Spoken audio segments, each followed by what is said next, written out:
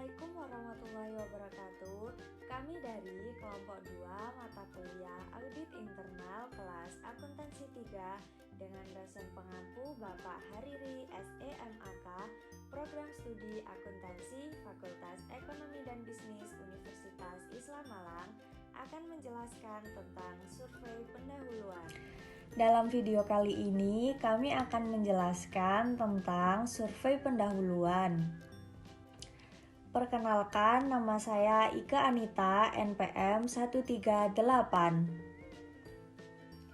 Jadi, survei pendahuluan adalah kegiatan untuk mendapatkan informasi tanpa melakukan verifikasi secara rinci mengenai bagian atau fungsi yang akan diaudit. Survei pendahuluan berguna untuk memahami lebih baik mengenai tujuan, proses, risiko, dan pengendalian dari bagian atau fungsi yang diaudit. Ada 7 langkah yang dilakukan oleh auditor internal dalam melakukan survei pendahuluan. Yang pertama, melakukan studi awal, pendokumentasian, bertemu klien, mendapatkan informasi, pengamatan, membuat bagan alir, dan melaporkan. Langkah yang pertama, melakukan studi awal. Studi awal mencakup penelaahan terhadap kertas kerja tahun sebelumnya, temuan-temuan audit, bagan organisasi, dan dokumen-dokumen lain yang dapat membantu pemahaman. Beberapa hal yang perlu diperhatikan apabila audit yang dilakukan merupakan audit berulang atau repeat audit adalah mempelajari permanent file yang berisi laporan audit terdahulu dan informasi lainnya yang relevan dengan penugasan berikutnya. Sumber dalam melakukan studi awal ada 5. Yang pertama, dokumen permanen. Yang kedua, kertas kerja penugasan sebelumnya. Yang ketiga, literatur. Yang keempat, internet. Dan yang terakhir, jurnal profesi. Di sini saya akan menjelaskan bagian pendokumentasian. Pendokumentasian mencakup beberapa langkah yang akan mengarah pada pertemuan awal antara auditor dengan klien. Ada 5 hal yang akan dilakukan pada saat pendokumentasian. Pertama, yaitu daftar pengingat. Kedua, daftar isi. Ketiga, pengurangan biaya. Keempat, catatan kesan. Dan yang terakhir yaitu kuesioner. Daftar pengingat digunakan oleh auditor internal untuk menyederhanakan perencanaan apa saja yang akan dikerjakan. Tujuannya yaitu agar lebih sistematis. Daftar isi digunakan oleh auditor internal pertama untuk mendaftar masalah-masalah tertentu yang akan diselesaikan pada saat penugasan. Kemudian, daftar isi juga digunakan untuk membuat acuan kertas kerja.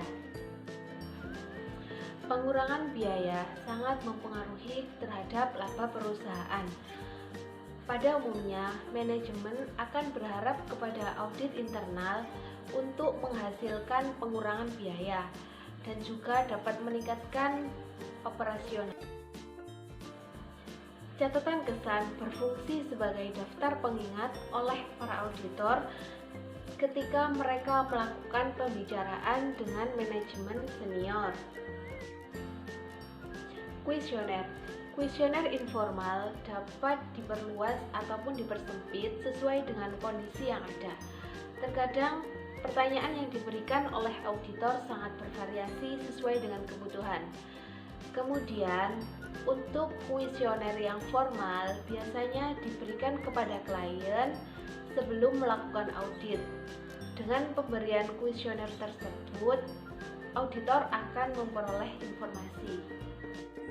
Di sini saya akan berpresentasi tentang pertemuan dengan klien yang dimana yang dimaksudkan yaitu pertemuan auditor internal dengan manajer klien memberikan peluang bagi editor untuk menjelaskan tujuan dan pendekatan audit yang akan dilakukan seperti apa, yaitu auditor bertemu dengan klien akan mengatur jadwal pertemuannya masing-masing, yaitu waktu, tempat itu.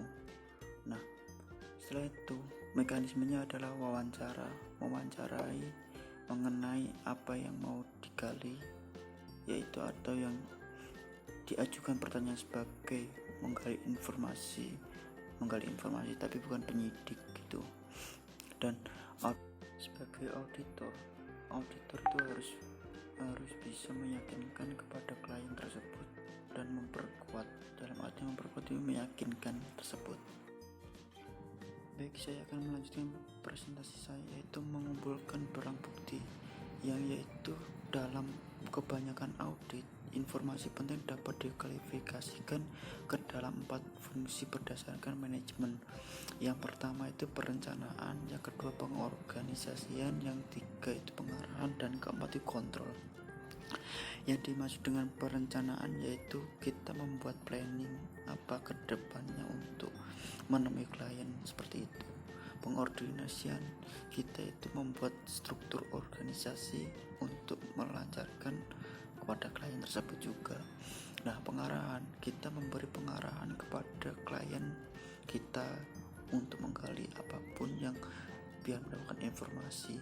Nah, controlling, nah itu kita sebagai controlling itu bisa mengkontrol jalannya auditing itu seperti apa gitu, jalannya suatu proses kayak mengaudit apa gitu, seperti itu. Pengamatan atau observing berkaitan dengan memperhatikan dan menyaksikan pelaksanaan beberapa kegiatan atau proses.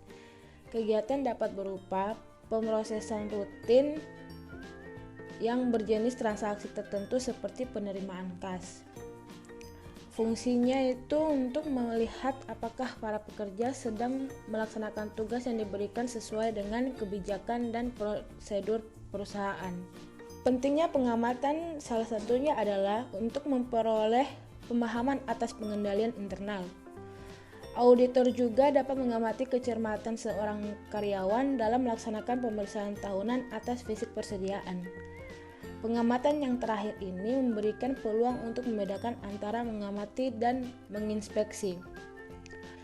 Melalui pengamatan yang gigih dan tanya jawab yang cerdas, auditor internal mampu untuk menemukan tujuan, sasaran, dan standar, menilai kontrol untuk mencapai tujuan-tujuan tersebut, mengevaluasi risiko, menentukan kontrol untuk meminimalkan risiko, membuat penentuan risiko secara statistik, dan menilai gaya manajemen.